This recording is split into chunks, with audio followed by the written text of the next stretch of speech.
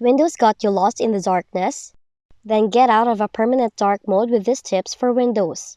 So first, search for your gpedit.msc in your Windows Start option.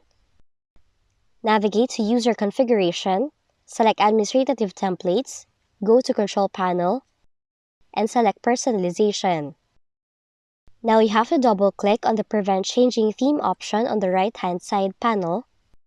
Select Disabled in the pop-up screen, and from there, click Apply and click OK to disable the Prevent Changing Theme option.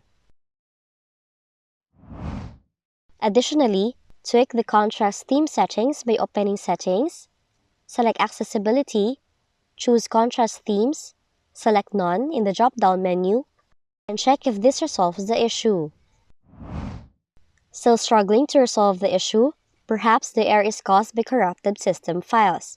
So what you will need to do is open the command prompt with admin rights, type in the following command, then press Enter. Now you have to wait for the process to be completed and apply any new fixes if available.